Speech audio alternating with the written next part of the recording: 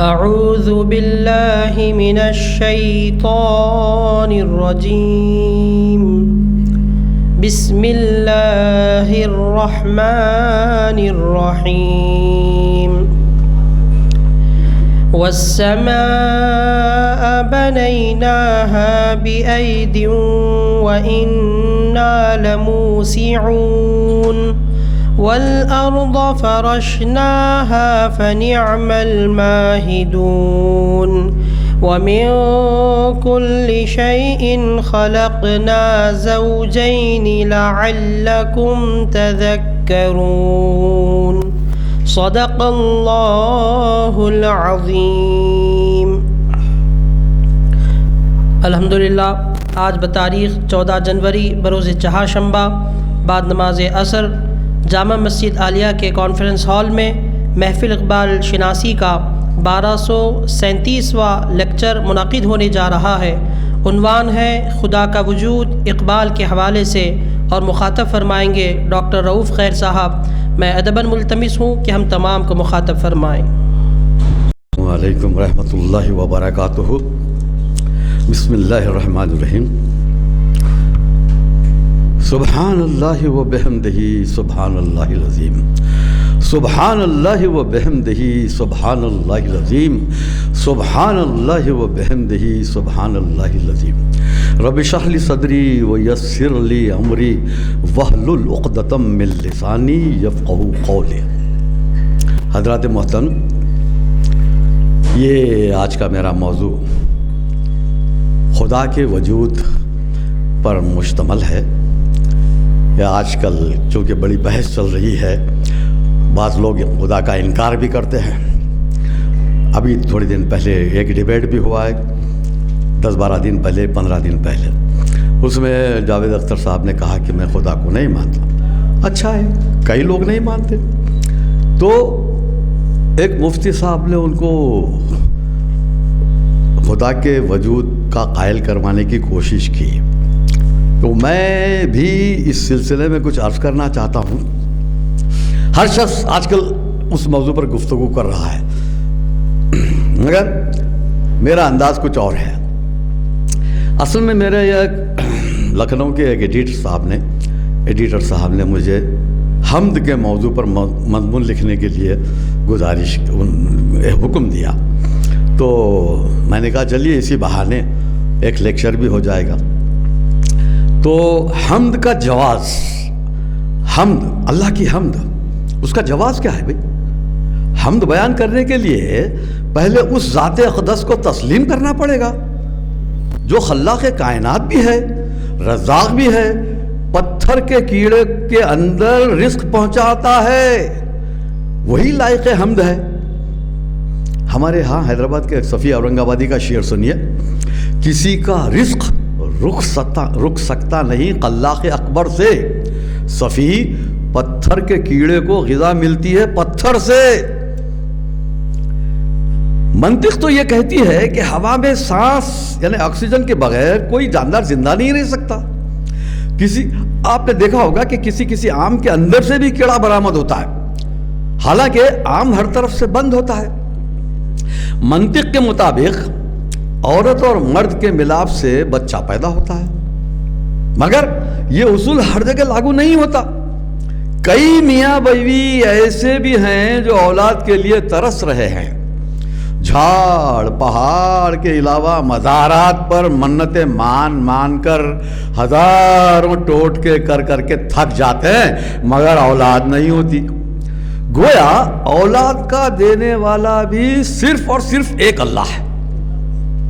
جسے چاہے بیٹا دیتا ہے، بیٹیاں دیتا ہے، بیٹے اور بیٹیاں بھی دیتا ہے، اور جسے چاہے کچھ نہیں دیتا، بانجھ کر کے رکھ دیتا. رزق کی طرح اولاد کا دینے والا بھی ایک اللہ ہی ہے. مردہ زمینوں کو بادل بھیج کر زندہ کرنے والا بھی اللہ ہے. قحط سالی لانے والا اللہ، قحط سالی سے نجات دینے والا اللہ. یہ زمین و آسمان، یہ سمندر، یہ پہاڑ سب اس کے حکم کے پابند ہیں. منٹوں میں آتش فشاں اور زلزلے کے ذریعے فلک بوس عمارتوں کو تہو بالا اور خاکستر کے ڈھیر میں تبدیل کرنے والا بھی اللہ ہے. اس کی نافرمانی اور غضب کو للکارنے والوں کو وہ ڈھیل دیتا رہتا ہے, نہ ماننے والوں کو ڈھیل دیتا رہتا کہ سمجھ جائیں یہ کائنات یوں ہی اپنے آپ میں وجود میں نہیں آئی, بلکہ بڑے منظم انداز میں پیدا کی گئی ہے. اس کا چلانے والا بھی یقیناً کوئی ہے.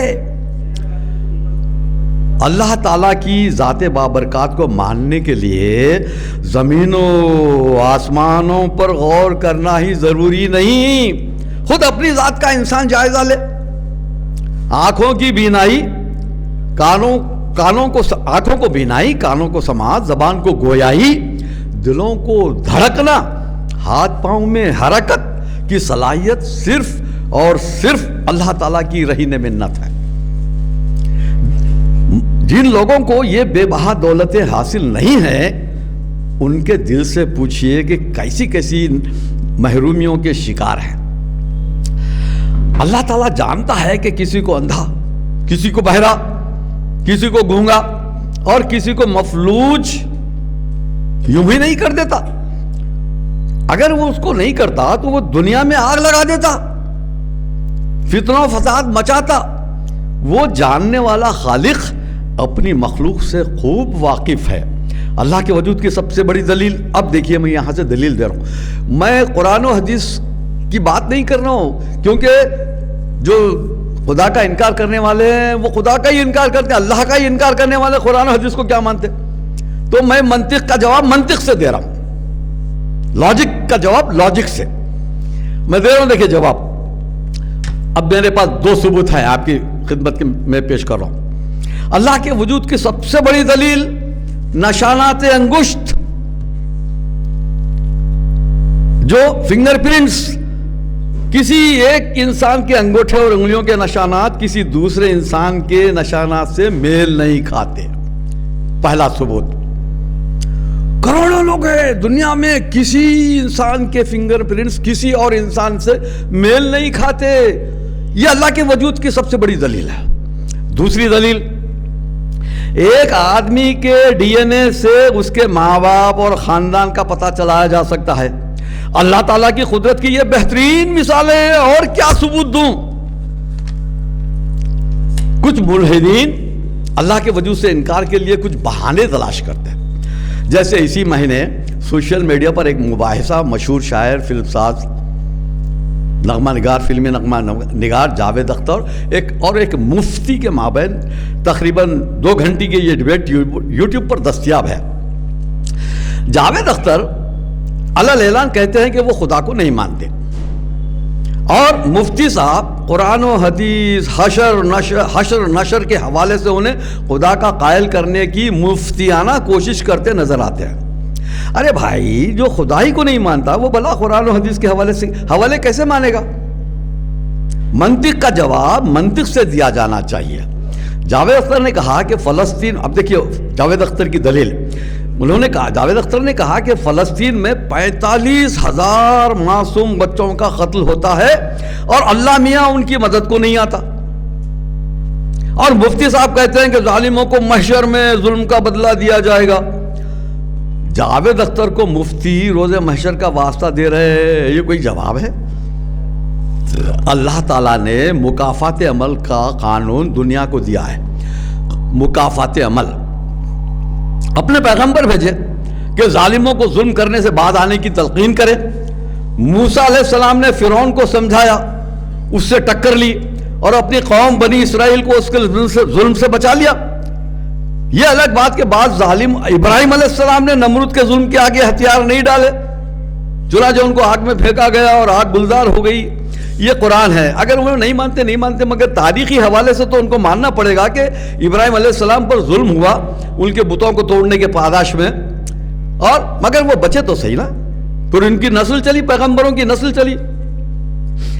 یہ الگ بات ہے کہ بعض ظالم قوموں نے اپنے اپنے پیغمبروں کا قتل بھی کر ڈالا, جیسے یحییٰ علیہ السلام. ان کا قتل کر دیا. زکریہ علیہ السلام ان کو چیر دیا گیا, سر سے آرے سے چیر دیا گیا. زکریہ علیہ السلام, تو یہ ایسے پیغمبروں کو قتل کر دیا گیا.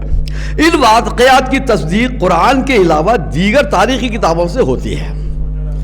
جاوید اختر قرآن کے بجائے اور ذریعے سے اس کی تصدیق کر لیں.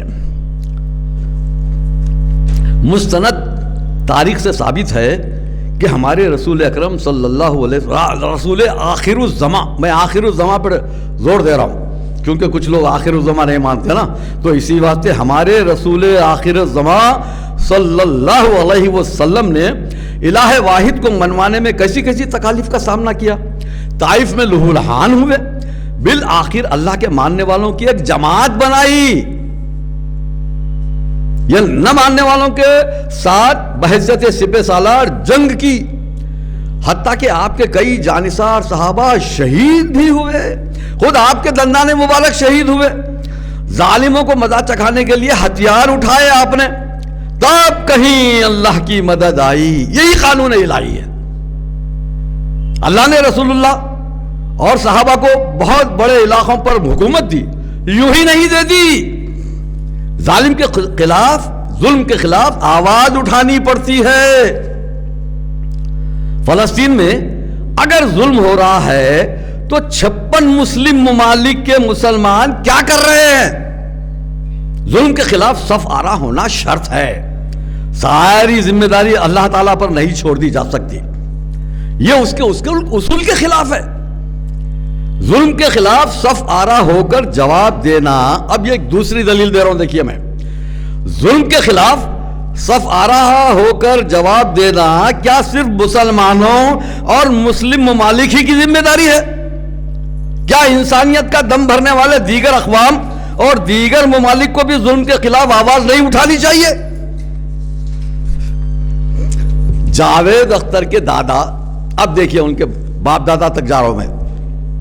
جاوید اختر کے دادا مستر خیر آبادی بہت بڑے شاعر تھے, بہت بڑے شاعر.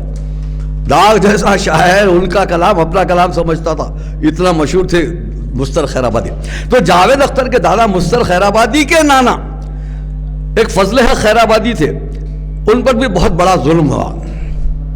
جنگ آزادی کے فتوے پر دہلی کے 36 علماء کرام کے نام اور دستخط تھے, ان میں فضل حق خیر آبادی نہیں تھے. کیوں کہ وہ اس وقت دہلی میں تھے ہی نہیں.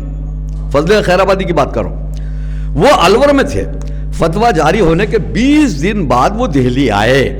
اس کے باوجود بیچارے فضل حق خیر آبادی کو جنگ آزادی کے فتوے پر دستخط کرنے کا ملزم ٹھہرایا گیا اور ان پر مقدمہ چلا اور کالے پانی کی سزا ہوئی. دراصل شاہجہاں پور کے ایک مجاہد آزادی فضل حق کے بجائے نام کی مشابہت کی وجہ سے یہ فضل حق خیر آبادی زد میں آ گئے اور ناکردہ گناہی کی سزا بھگتی. حالانکہ وہ انگریزوں سے اپنی وفاداری کے دعوے پیش کرتے ہی رہ گئے. عدالت نے بھی اپنی وفاداری کا یقین دلانے کی لاکھ کوشش کی مگر رائے گاہ گئی. سنبھل یو پی میں ایک علاقہ ہے سنبھل, وہاں کے ایک اسکالر نے فضل حق خیر آبادی پر داد تحقیق دی اور یہ کہا کہ انہوں نے فتوے پر دستخط کرنے سے انکار دراصل سزا سے بچنے کے لیے کیا. ریسرچ اسکالر نے بڑی جسارت سے فضل حق خیر آبادی پر جھوٹی گواہی کا الزام رکھ دیا, جبکہ فضل حق خیر آبادی ایک عالم دین کہلاتے تھے. بھائی فضل حق خیر آبادی, انہوں نے جنگ آزادی کے فتوے پر دستخط کیے ہی نہیں تھے, اس لیے انہوں نے جو کچھ کہا وہ حق تھا, مگر اس کے باوجود ان کو کالے پانی کی سزا ہوئی. رنگول میں سزا بھگتے, وہاں انہوں نے شہرت الہند ایک کتاب بھی لکھی. ناکردہ گناہی کی سزا بھگتتے رہے بیچارے. ادھر فضل حق خیر آبادی کے بیٹوں نے ان کی اور اپنے پورے خاندان کی انگریزوں سے وفاداری کے ثبوت فراہم کر کے آخر کار فضل حق خیر آبادی کے لیے رہائی کے احکام, ریلیز آرڈرز حاصل کیا. جب ان کے صاحبزادے وہ حکم رہائی لے کر رنگون پہنچے اور پورٹ بلیئر کے ساحل پر اترے تاکہ اپنے باپ فضل خیر آبادی کو اپنے گھر لائے، تو کیا دیکھتے ہیں کہ ایک جنازہ ہجوم میں گھرا اور وہ جنازہ ان کے باپ فضل خیر آبادی کا تھا۔ نہ کردہ گناہی کی سزا بھگت کر وہ اس دار فانی سے کوچ کر گئے تھے۔ کیا گزری ہوگی دیکھیے بیٹے پر۔ انگریزی حکومت کا یہ بہت بڑا ظلم تھا جو ان کی جان پر ٹوٹا۔ یہ انگریزی دور کا ہے، انگریزی زمانے انگریزی جو حکومت تھی اس دور کا واقعہ ہے۔ اب میں عرض کر رہا ہوں، ظلم و جور کے ادراک کے لیے فلسطین تک جانے کی کیا ضرورت ہے؟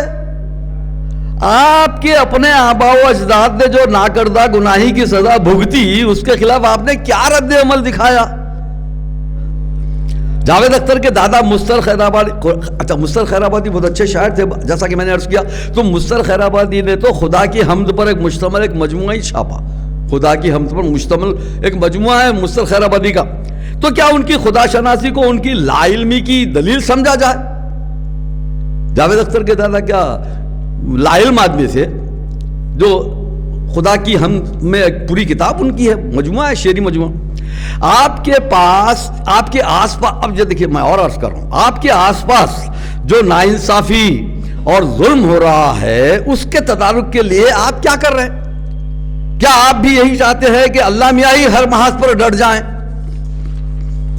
آئیے اس تمہید کے بعد اللہ تبارک و تعالیٰ کی حمد کا جواز تلاش کریں۔ اللہ تعالیٰ کی حمد ہم نہیں بیان کر سکتے۔ الحمدللہ رب العالمین، یہ کس نے سکھایا ہم کو؟ اللہ تبارک و تعالیٰ کی جتنی حمد و ثنا بیان کی جائے کم ہے۔ بندہ تو صحیح طریقے سے اللہ کی تعریف کرنے کا اہل بھی نہیں ہے، اسی لیے خود باری تعالیٰ نے بندے سے اپنا تعارف کرایا۔ اپنے صحیفہ آخر کا آغاز سورہ فاتحہ سے کیا، سورہ فاتحہ سے کیا، جس کا ہر نماز میں امام و مقتدی پر سب پر تلاوت لازمی ہے۔ سورہ فاتحہ کی تلاوت کے بغیر نماز نہیں ہوتی۔ رسول اکرم صلی اللہ علیہ وسلم کی حدیث شریف ہے، لا صلاۃ لمن لم یقرأ بفاتحۃ الکتاب، سورہ فاتحہ کے بغیر نماز نہیں۔ وہ چاہے امام ہو، مقتدی ہو، تنہا پڑھ رہا ہو، سنت پڑھ رہا ہو، فرض پڑھ رہا ہو، نفل پڑھ رہا ہو، کوئی نماز پڑھ رہا ہو، ایون نماز جنازہ میں بھی سورہ فاتحہ پڑھی جانی چاہیے، کیونکہ اللہ تعالیٰ کے رسول نے فرمایا لا صلاۃ لمن لم یقرأ بفاتحۃ الکتاب۔ بہت اہم بات بتا رہا ہوں میں اس تعارف پر۔ اچھا، اور اللہ نے کیا کہا؟ اللہ کہو اللہ ایک ہے۔ یہ کیا؟ قل هو اللہ احد اللہ الصمد لم یلد ولم یولد ولم یکن له کفوا احد۔ یہ اللہ اپنا تعارف خود دے رہا، اس سے بہتر تعارف ہم کیا دے سکتے بھائی؟ کہو اللہ ایک ہے، اللہ بے نیاز ہے، نہ اس نے کسی کو جنا، نہ کسی سے جنا گیا، کوئی اس کا ہمسر نہیں۔ اللہ نے اپنا جو جامع تعارف کرایا ہے، ویسا تعارف بندہ بھلا کیسے پیش کر سکتا؟ اس کا کام اس تعارف پر ایمان لانا ہے، ویسا تعارف مگر افسوس اس بات کا ہے کہ بندے اس تعارف سے مطمئن نہیں ہیں، اسے ایک ماننے پر آمادہ نہیں ہے، اسے بے نیاز بھی نہیں مانتے، اس کے لیے بیوی اور بیٹے کا وجود تسلیم کرتے ہیں، اور اسی کے ذریعے معجزانہ طور پر پیدا کیے جانے والے ایک بندے کو اس کا ہمسر قرار دیتے ہیں، عیسیٰ علیہ السلام کو۔ اور کیا آپ یہ سمجھتے ہیں کہ ایسا عقیدہ صرف یہود و نصارہ ہی میں پایا جاتا ہے؟ یہود عزیر علیہ السلام کو اللہ کا بیٹا مانتے تھے، تو عیسائی حضرت مسیح علیہ السلام میں اللہ کی صفات کے قائل ہیں۔ حالانکہ اندھوں کو آنکھیں دینا، لا علاج کوڑیوں کو بھلا چنگا کر دینا، مٹی سے بنائے ہوئے پرندوں کو ہوا میں اڑنے کے قابل بنا دینا، حتیٰ کہ مردوں کو قم بإذن اللہ کہہ کر زندہ کر دینا، یہ تمام معجزے اللہ تبارک و تعالیٰ کی طرف سے عطا کردہ ہیں، وہ خود سے کچھ نہیں کر سکتے۔ بغیر باپ کے معجزاتی طور پر پیدا کیے جانے والے مسیح علیہ السلام کو مذکورہ سب امور اللہ تعالیٰ کے حکم سے یہ مسیح علیہ السلام اللہ تعالیٰ کے حکم سے انجام دیتے رہے، خود سے کچھ نہیں کر سکتے تھے۔ وہ تو خود کو قتل ہونے سے بچانے پر بھی قدرت نہیں رکھتے تھے، چنانچہ اللہ تعالیٰ نے انہیں بچا کر آسمان پر اٹھا لیا۔ تو ثابت ہوا کہ جتنی تعریف اللہ سبحانہ وتعالیٰ کی جائے کم ہے۔ بندہ تو بہرحال مجبور محض ہے، چاہے وہ تمام آدمی ہو یا عام آدمی ہو یا پیغمبر ہو، اسی لیے اللہ کی دن رات حمد و ثنا بیان کی جائے، یہی حمد کا جواز ہے۔ اردو کے پہلے اب دیکھیے میں کچھ شاعروں کے حوالے دے رہا ہوں، کیونکہ قرآن حدیث کے حوالے تو وہ مانتے نہیں، اس بات چلیے شاعروں کے حوالے دیتے ہیں کیونکہ وہ خود شاعر ہے نا۔ تو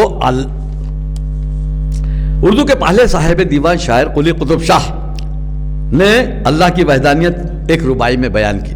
وہ ربائی ہے: تجھ حسن سے تازہ ہے صدا حسن و جمال، تجھ یار کی بستی سے ہے عشق کوں جال، تو ایک ہے تجھ سا نہیں دوجا کوئی، کیوں پاوے جگت صفحے میں کوئی تیری مثال۔ یہ ہے۔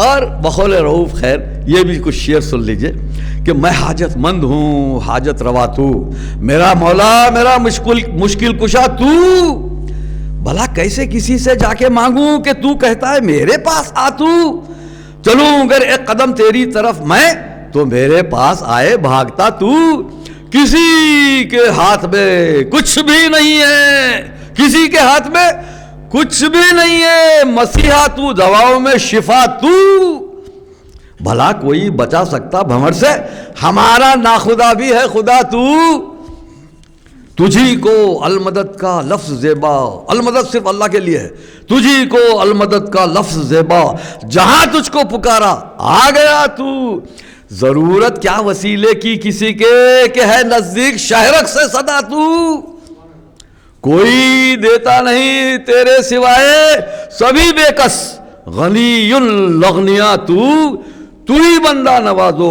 بندہ پرور، تو ہی مولا کل غوث الورا تو، اللہ کی ذات ہے غوث الورا۔ غوث کا معنی ہے فریاد رس، فریاد کو پہنچنے والا۔ ارے اللہ کے سوا فریاد کو کون پہنچ سکتا ہے بھائی؟ اللہ تو بولا میرے سے فریاد کر، جو اپنا جائزہ لیتا نہیں ہے دکھا دیتا ہے اس کو آئینہ تو۔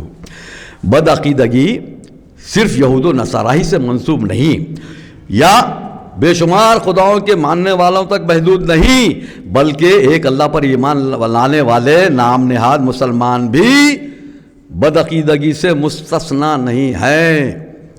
منصور حلاج بڑے دھڑلے سے کہتا ہے انا الحق، منصور حلاج یعنی میں خدا ہوں، انا الحق کا معنی ہے میں خدا ہوں، یعنی خدا مجھ میں حلول کر گیا۔ مزے کی بات یہ ہے کہ ایسا دعویٰ کرنے والا بندہ بعض مسلمانوں کا ہیرو اور سچائی کا علمبردار شمار ہوتا ہے۔ اللہ کا پیغام پہنچانے والے رسول اللہ تو فرماتے ہیں کہ قولوا لا الہ الا اللہ تفلحوا، یعنی اے لوگو کہو اللہ کے سوا کوئی معبود نہیں، اور اللہ تبارک و تعالیٰ کے لیے یہ کہو اور فلاح و کامیابی پاؤ، لا الہ الا اللہ کہو اور کامیابی پاؤ، اللہ کے رسول فرماتے ہیں۔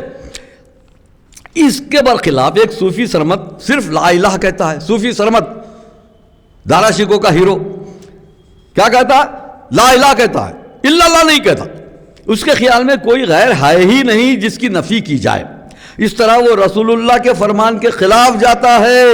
اور مزے کی بات یہ کہ جب اورنگزیب عالمگیر رحمت اللہ علیہ کے حکم سے سرمد کا قتل کر دیا جاتا ہے تو وہی سرمد نام نہاد مسلمانوں کا ہیرو ٹھہرتا ہے، آج بھی ہیرو سمجھتے ہیں صوفی سرمد کو۔ یہ وہی، اب ایک شعر سن لیے، یہ وہی صوفی سرمد ہے جس کا دل ایک برہمن لڑکے ابھے چند پر آ گیا تھا، برہمن لڑکے ابھے چند پر آ گیا تھا۔ تو ابھے چند کے لیے صوفی سرمد نے جو شعر کہا بڑا عاشقانہ شعر ہے، فارسی کا شعر ہے، میں سنا رہا ہوں آپ کو۔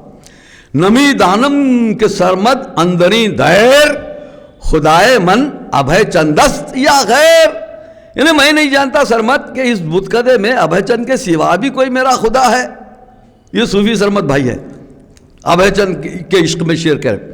اچھا، مردوں کو زندہ کرنا ایک بہت بڑا معجزہ تھا جو عیسیٰ علیہ السلام کے دست مبارک سے انجام پایا، مگر بعض نام نہاد مسلمان یہاں تک کہتے ہیں کہ ایک بڑھیا کا اکلوتا بیٹا مر گیا تھا تو پیران پیر عبد القادر جیلانی رحمۃ اللہ علیہ نے اپنی کرامت دکھائی اور اسے زندہ کر دیا۔ ایسے کئی من گھڑت واقعات ہر پیر ولی سے منسوب آپ کو مل جائیں گے، آپ دیکھ لیجیے۔ قوال تو بیچارے معذور سمجھے جا سکتے ہیں، قوالوں سے تو وہ سن سکتے ہیں آپ، یہ قوال تو بیچارے معذور سمجھے جا سکتے ہیں کہ عوام کے جذبات سے کھیلنے کے لیے بے سروپا شعر سنا کر محفل لوٹتے ہیں، مگر بعض شعراء ناکرام بھی اس معاملے میں کم نہیں، ایسی دور کی کوڑی لاتے ہیں کہ الامان و الحفیظ۔ ایک عاصی شاعر نے کہا، ایک شعر دیکھیے، ایک شاعر کہہ رہا ہے، وہی جو مستوی عرش تھا خدا ہو کر اتر پڑا ہے مدینے میں مصطفیٰ ہو کر۔ اور کیا جسارت ہے بھائی، وہی جو مستوی عرش تھا خدا ہو کر اتر پڑا ہے مدینے میں مصطفیٰ ہو کر۔ سورہ اخلاص کی تمام نفی ہو گئی۔ گویا اللہ میاں نے عبد المطلب کے بیٹے عبداللہ کے گھر مصطفیٰ کے روپ میں جنم لیا صلی اللہ علیہ وسلم، پھر 11 بیویوں سے شادیاں کی، بیٹے اور بیٹیاں پیدا کی۔ یہ مطلب ہوا نا بھائی، بیشتر شعراء نے اللہ تعالیٰ ہی کو حاشیے پر ڈال دیا۔ ہمارے نعت گو شعراء کیسے کیسے شعر کہتے ہیں دیکھ لیجیے آپ۔ بیشتر شعراء نے اللہ تعالیٰ ہی کو حاشیے پر ڈال دیا اور اللہ میاں منہ دیکھتا رہ گیا۔ جیسے ایک شاعر کہتا ہے، اللہ کے پلے میں وحدت کے سوا کیا ہے، جو کچھ مجھے لینا ہے لے لوں گا محمد سے۔ ایک اور ناشکرے شاعر بھی اس سلسلے سے وابستہ ہو کر فرماتے ہیں، ناشکرے کا لفظ میں نے خاص طور پر استعمال کیا ہے، اب ان کا نام کیا ہے آپ سمجھ جائیے۔ ان کا شعر ہے، میں شکور کو ناشکرہ بنا دیوں، تو ناشکرے شاعر فرماتے ہیں، میں جھوٹ نہ بولوں، دیکھیے کیا جسارت ہے، دیکھیے، میں جھوٹ نہ بولوں گا ملا کے ڈرانے سے، جاتا ہوں مدینے کو میں حج کے بہانے سے۔ اللہ، حج جیسی رفیع الشان عبادت بھی ان کے لیے ایک ذیلی رسم ہو کر رہ گئی، نعوذ باللہ۔ بقول خیر، تمام علم کے دروازے اس پہ بند ہوئے، تمام علم کے دروازے اس پہ بند ہوئے، وہ جس پہ کھل نہ سکا لا الہ الا اللہ۔ اس کے ساتھ ساتھ یہ موائی شاعر اور کچھ شعر سن لیجیے، ہمارے شعر کہ سننے کا ہے کسی کو کہاں اختیار، سن تیرے سوائے کون ہے پروردگار، سن سیکھا نہیں ہے میں نے کسی کو پکارنا، تجھ کو پکارتا ہوں تو میری پکار سن، بے اختیار تیری طرف آنکھ اٹھ گئی، تو ہی تو ہر طرح سے ہے با اختیار، سن میں بار بار تجھ کو پکاروں گا، بار بار تجھ سے بھی التجا ہے کہ تو بار بار سن، میری سرشت میں نہیں جھکنا ادھر ادھر، میری سرشت میں نہیں جھکنا ادھر ادھر، آگے تیرے جھکا ہوں بہت شرمسار، سن۔ ہمارے بعض پروفیسر دوستوں نے بتایا تھا کہ عثمانیہ یونیورسٹی کے شعبے اردو سے حمد کے موضوع پر پی ایچ ڈی کرنے کے لیے ایک لڑکی کو ہموار کیا گیا۔ اس کی تلاش کے مطابق 99% شعری مجموعے میں رسول اللہ کی شان میں نعتیں تو ملی، مگر حمد کے نام پر برائے نام کلام ہی دستیاب ہو سکا، جو پی ایچ ڈی کے مقالے کے لیے بہت کم ثابت ہوتا۔ چنانچہ اس نے اپنا موضوع بدل دیا۔ یہی صورتحال آج بھی برقرار ہے، نعت و منقبت و سلام کے ڈھیر لگائے جاتے ہیں، مگر اللہ سبحانہ و تعالیٰ کی شان اقدس میں کہنے والے بہت کم دکھائی دیتے ہیں۔ اللہ تعالیٰ نے خود فرمایا کہ صرف ایک اللہ کا ذکر کیا جائے تو لوگوں کے چہرے کھنچ جاتے ہیں، ہاں غیر اللہ کی مبالغہ آمیز تعریف کی جائے تو ان کے چہرے چمک اٹھتے ہیں۔ وہی شاعر وسیلہ بھی لیتا ہے تو اللہ کا وسیلہ اسی حوالے سے بنتا ہے اپنا کام، اللہ ہمارے حق میں وسیلہ ہے تیرا نام اللہ، بس شعر چھوڑو کیونکہ حکم ہے۔ اچھا، جوش ملیہ آبادی بہت اچھے شاعر ہیں، وہ بھی دہریے ہیں، مگر شعر کہا ہے انہوں نے، بڑا اچھا شعر کا جوش ملیابتی جیسا شاعر بھی فطرت کے ذریعے خالق فطرت تک پہنچتا ہے۔ جوش کا شعر ہے، ہم ایسے اہل نظر کو ثبوت حق کے لیے اگر رسول نہ ہوتے تو صبح کافی تھی۔ ارے صبح کو دیکھ کے اللہ پر ایمان لا لے سکتے بھائی، خالی ایک صبح دیکھ لو اللہ پر ایمان لاؤ۔ امجد حیدرآبادی نے حمد و ثنا و اخلاقیات کے موضوع پر بے شمار رباعیات کہی، نظم و نثر میں یہ بانداز گلستان بھی بہت کچھ کہا امجد حیدرآبادی۔ ان کی ایک رباعی میں پڑھ رہا ہوں، ہر چیز مسبب سبب سے مانگو، منت سے، خوشامد سے، ادب سے مانگو، کیوں غیر کے آگے ہاتھ پھیلاتے ہو؟ بندے ہو اگر رب کے تو رب سے مانگو۔ ہاں، رب کی حقانیت و کبریائی کی ایسی زبردست مثال پیش کرنے والا شاعر تصوف کی راہ سے اللہ سبحانہ و تعالی یعنی نہ ماننے کے چکر میں جواز میں تلاش میں آتا ہے تو کہنے کی جسارت کرتا ہے، یعنی ایسا زبردست شاعر تصوف کی راہ سے اللہ سبحانہ و تعالی کی ہمسری اور نہ ماننے کا جواز، اللہ کی ہمسری اور نہ ماننے کا جواز تلاش کرنے پر آتا ہے تو کہنے کی جسارت کرتا ہے۔ وہی شاعر، اسی کی ربائی پڑھ رہا ہوں میں، ہے مست میں شہود تو بھی میں بھی، ہے مدعی نمود تو بھی میں بھی، یا تو ہی نہیں جہاں میں یا میں ہی نہیں، ممکن نہیں دو وجود تو بھی میں بھی، یہ بول رہے ہیں ہم امجد بھائی۔ افسوس کی بات تو یہ ہے کہ صوفی منش امجد حیدرآبادی نے ایک عجیب و غریب بات کہہ دی۔ وحدت الوجود کا عقیدہ رکھنے والے اس ربائی پر سر دھونیں گے، مگر پتہ نہیں اہل نظر کے پاس یہ ربائی کس قدر داد کی حامل ہے۔ اب اس مرحلے پر امجد کی ربائی کے اس جواب میں پیام مشرق میں علامہ اقبال نے ایک ربائی کہی ہے، فارسی میں پیام مشرق، لالہ تور ان کی ربائی ہے، ربائی نمبر 156، وہ خطا ہے اصل میں۔ لالہ اقبال نے کہا، تم ہی گوئی کہ من ہستم خدا نیست، جہان آب و گل را انتہا نیست، ہنوزی راز بر من ناکشودست، کہ چشمم آنچ بینت ہست یا نیست۔ یعنی اس کا ترجمہ میں نے کیا ہے، اس کا ترجمہ سنیے۔ تو کہتا ہے ہوں میں ہی میں، خدا نہیں، جہان آب و گل کی انتہا نہیں، کھلا اب تک نہ مجھ پر راز اتنا، جو دیکھا آنکھ نے وہ ہے بھی یا نہیں۔ اقبال کے آپ کو سمجھانے کے لیے میں نے اردو ترجمہ بھی پڑھ دیا۔ ہر چند کہ یہ دنیا متاع غرور دھوکے کی ٹٹی ہے، تاہم اقبال بارگاہ رب العزت میں دست بدعا ہیں۔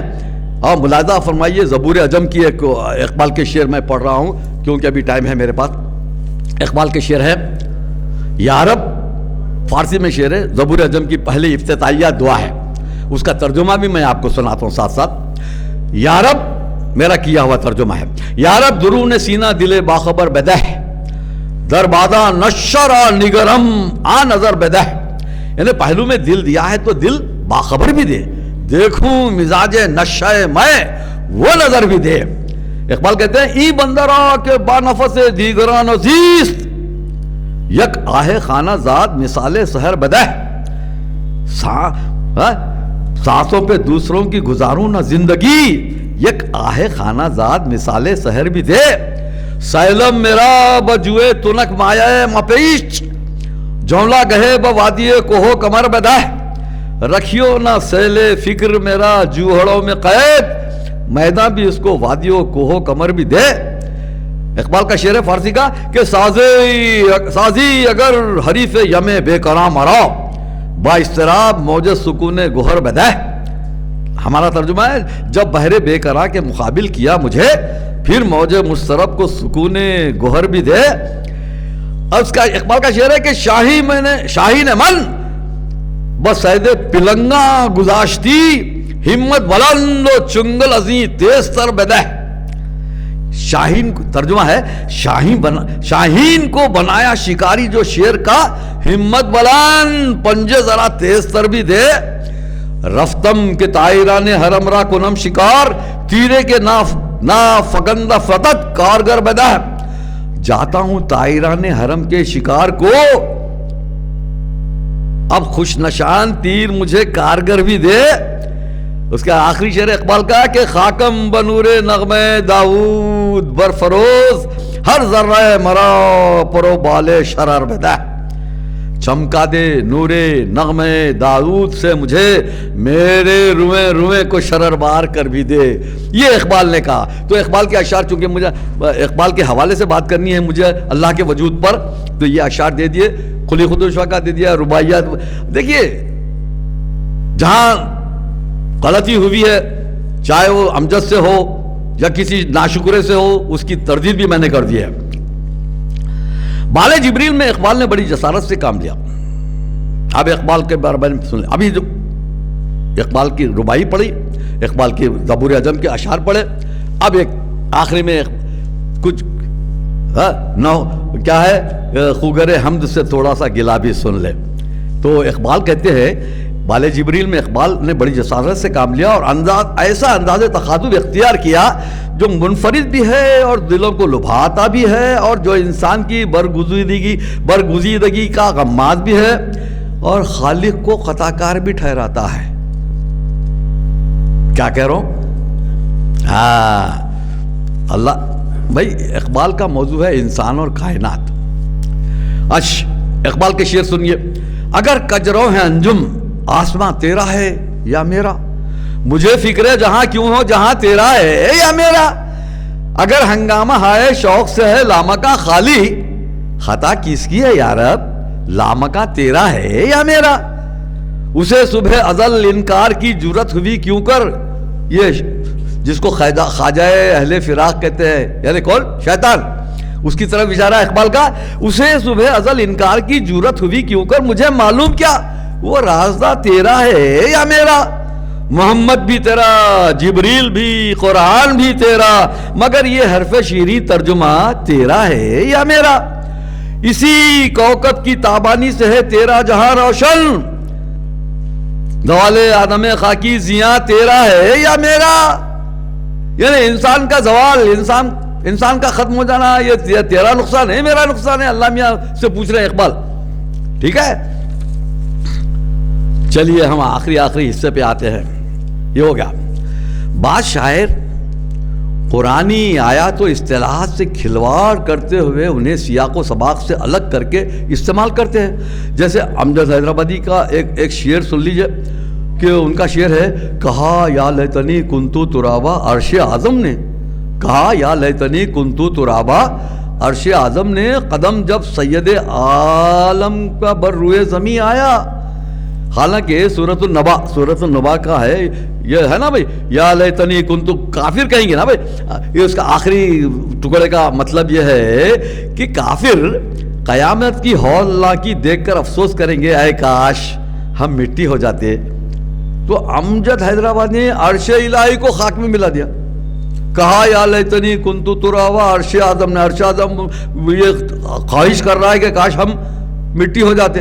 ارے کیا ہے یہ بھی شاعرانہ عجیب للک ہے بھائی. اللہ تبارک تعالیٰ سے ہم بہرحال وابستگی کا اظہار کرتے ہوئے, ہمارے ایک دوست ہے پروفیسر مقبول فاروقی, ان کے بھی دے وہ شعر سن لیجئے. چاہے بلا سے سارا زمانہ خفا رہے, چاہے بلا سے سارا زمانہ خفا رہے, اپنی تو بس یہ دھن ہے کہ راضی خدا رہے. یا رب تیرے کرم کا یہی سلسلہ رہے, پھیلا تیرے حضور یہ دستے دعا رہے. اردو شعر و ادب میں اب آخری مثالیں, ایک دو مثالیں دے رہا ہوں, ختم ابھی وقت ہے. تو دو خدائے سخن مانے جاتے ہیں. دیکھیے اردو شاعری میں دو خدا ہیں ہمارے پاس, خدائے سخن کون ہے؟ ایک تو میر تقی میر ہے اور دوسرے میر انیس ہیں. دو خدا ہیں شعر و ادب میں. تو اب میر کے اشعار تو خیر چھوڑیے, انیس کے اشعار پر ہم آتے ہیں. انیس نے کہا, گلشن میں پھروں کہ سیرے صحرا دیکھوں, یا مادنے کو ہو دشت, یا مادنوں کو ہو دشت و دریا دیکھوں, ہر جا تیری قدرت کے لاکھوں جلوے, حیران ہوں کہ دو آنکھوں سے کیا کیا دیکھوں. انیس کی ایک اور ربائی ہے, گلشن میں صبا کو جستجو تیری ہے, بلبل کی زباں پہ گفتگو تیری ہے, ہر رنگ میں جلوہ ہے تیری قدرت کا, جس پھول کو سونگھتا ہوں بو تیری ہے. انیس اب انیس کی اتباع میں دبیر بھی اب وہی تقریباً مماثلت کرتے ہیں نا، دونوں میں بہت ایک جیسی مماثلت مشابہت بہت ہے ان کے کلام میں۔ دبیر کی بھی ایک ربائی سن لیجئے، 2 رباعیات تو انیس کی سنا دی، اب ایک ربائی دبیر کی سن لیجئے۔ پروانے کو دھن شمع کی لو تیری ہے، عالم میں ہر ایک کو تگو دو تیری ہے، مصباح و نجوم و آفتاب و مہتاب، جس نور کو دیکھتا ہوں زو تیری ہے۔ آخری جملہ میں ختم کر رہا ہوں، عرض کرتا ہوں، دیکھیے مثالیں بہت ہو سکتی ہیں مگر طوالت کا خوف مانے ہیں۔ خدائے سخن انیس نے، غور سے سنیے جملہ، میرا مضمون ختم ہو رہا ہے اس جملے پر۔ خدائے سخن انیس نے 2 ربائی پڑھی نا، خدائے سخن انیس نے اپنے مولائے کائنات کے لیے جو کچھ کہا اس سے ہمارا کوئی تعلق نہیں۔ خدائے سخن انیس نے اپنے مولائے کائنات کے لیے جو کچھ کہا اس سے ہمارا کوئی تعلق نہیں، وہ ہمارے موضوع سے خارج ہے۔ ہم تو اس الہ واحد حی القیوم کی بات کر رہے ہیں جو لم یلد ولم یولد ہے، جسے کوئی ابو لولو فیروز یا عبد الرحمن ابن ملجم شہید نہیں کر سکتا۔ کیا بولا میں؟ ہمارا موضوع تو ہم اس الہ واحد کی بات کر رہے ہیں، جو حی القیوم ہے کی بات کر رہے ہیں، جو لم یلد ولم یولد ہے، جسے کوئی ابو لولو یا ابن ملجم شہید نہیں کر سکتا، رہے نام اللہ کا۔ وآخر الدعوانا وان الحمدللہ رب العالمین۔